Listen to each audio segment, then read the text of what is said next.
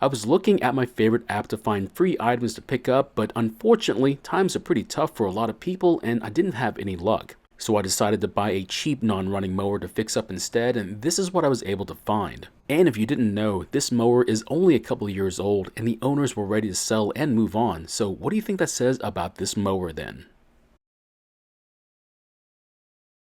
In today's video, we're going to be looking at this Toro Pace personal lawnmower, and the problem, at least according to the ad, is that it simply will not start. Of course, having worked on this type of engine before, I figured it was going to be a straightforward fix. But after getting into the project, I think I'm going to have to change my stance on it because there's a lot more wrong with it than I was told. The first thing that we need to do is to take a look around and see what kind of condition the mower is in, and for the most part, it's in excellent condition.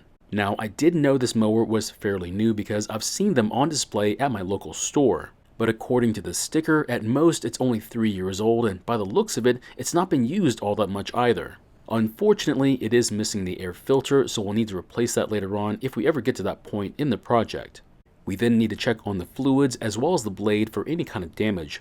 This will give us an idea about what kind of care this mower may have gotten. Now, the fuel tank is absolutely bone dry, meaning it's been a long time since any gasoline has been in there. Luckily for the engine oil, it is a different story because there's just enough in there, but it looks terrible and will need to be changed later on. So before I lay the mower on its side, I do want to point out the air inlets for the Vortex system. So in a nutshell, the extra air these inlets provide should help to increase the airflow underneath the mower, and that's supposed to help mulch the grass better along with bagging it if that's your thing. But there is a huge problem with this system, and I'll show you more about it here in a bit. So luckily for us, the blade is still on the mower and it's not damaged in any way that I can tell. Now surprisingly, it's really clean underneath the mower except in a few choice locations, so we'll have to do a bit of cleaning to get rid of the last bits. But in the meantime, I'm going to spray down the area to hopefully make it just a little bit easier to clean off later on. So the seller did have more information about the mower when I met up with them, and it was not good news either. They had mentioned that the pull rope was tougher to pull than it should be, which unfortunately could mean something is terribly wrong with the engine. I don't want to scare you, but the reasons why would cause most buyers to walk away from the deal. But since I'm the one who's going to be doing all the work on it, I took it home like usual. So after using the pull meter on the rope, come to find out the seller was right. The reading is much too high for an engine like this one. Now the only thing that I could hope for was that the valve clearances were off by a mile, but that's not possible seeing how this mower is only a couple of years old. Well, at this point, there was really nothing left to do except prime the engine with some fuel and then try starting it.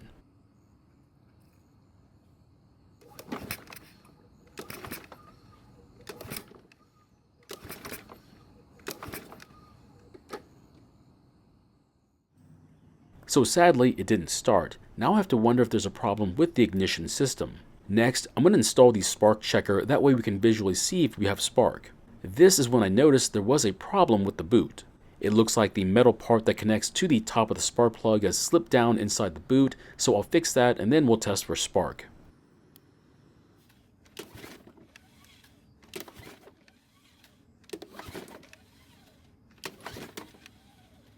So as you just saw, there was an orange glow in the tester when pulling on the rope. That means the smoke we saw coming out from the carb was the fuel burning, but it shouldn't have been happening that way.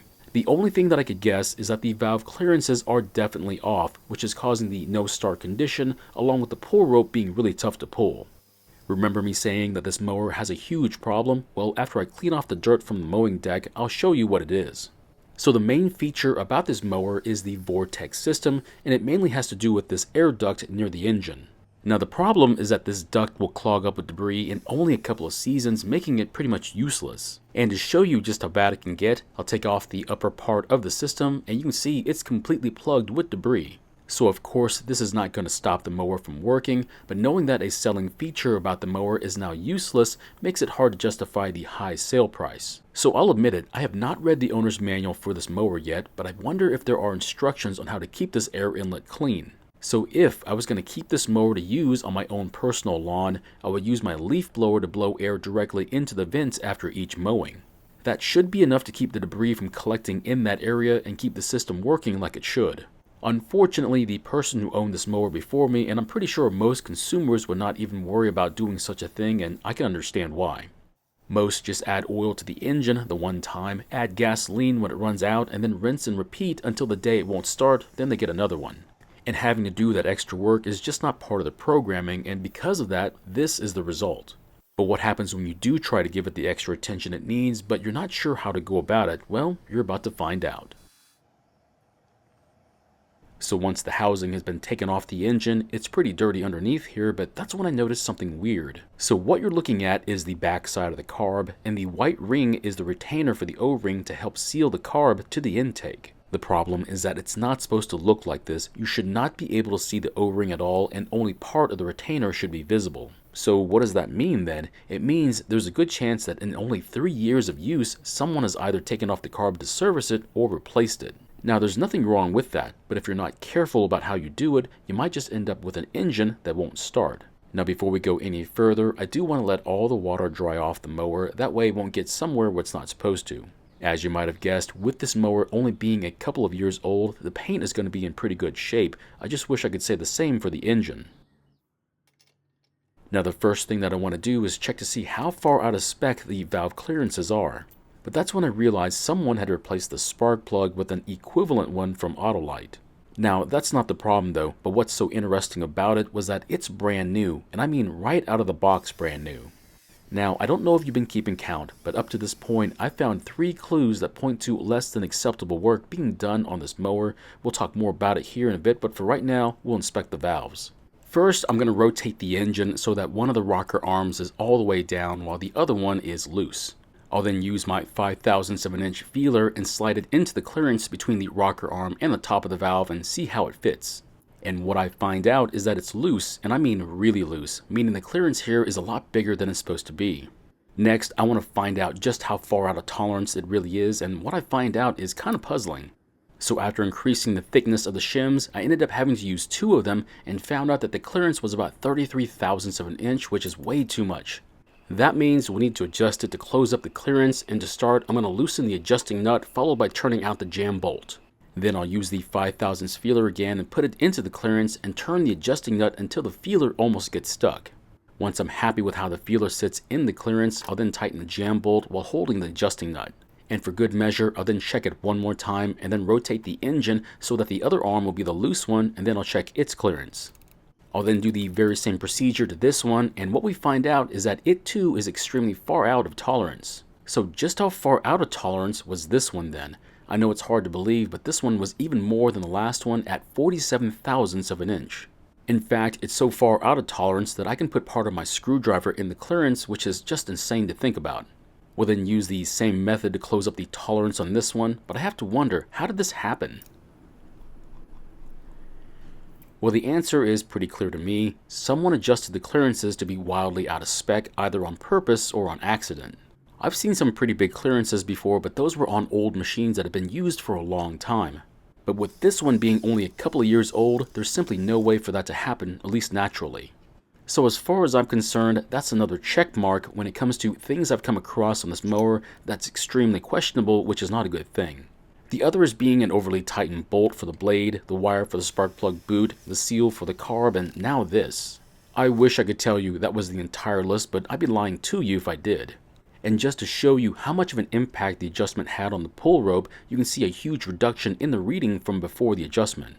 Next, I want to see if the adjustment will now allow us to start the engine, but before we do that, I have to install the sharpened and balanced blade.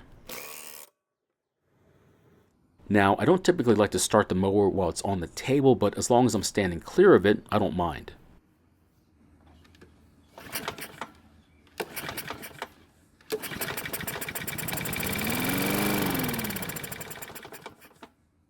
Fortunately for us, the engine started and ran for a brief moment, which is great news because it's more than what we got before. Next, I want to put some gasoline into the fuel tank and do a test run, but I've got to vacuum out some of that debris from inside it first. It's now a whole lot cleaner in here, so we're safe to pour some gasoline in. Now there is one thing that you'll need to do after pouring in some fuel into the tank, and that is waiting for a couple of minutes to see if it's going to leak from the carb. This might take a minute or two, so you'll have to be really patient. I'd recommend just walking away for a couple of minutes, and by the time you come back, you'll definitely know. And luckily this one does not appear to be leaking, so I'll replace the air filter with one I use for testing, and then we'll try starting it.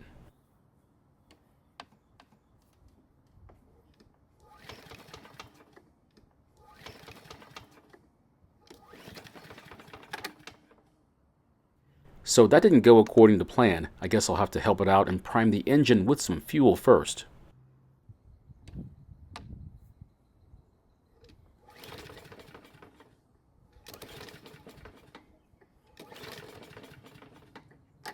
Unfortunately, it didn't even try and start.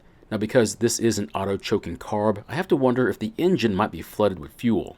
So to try to overcome this problem, I'll have to bypass the choke by sticking something in it to keep the flap open.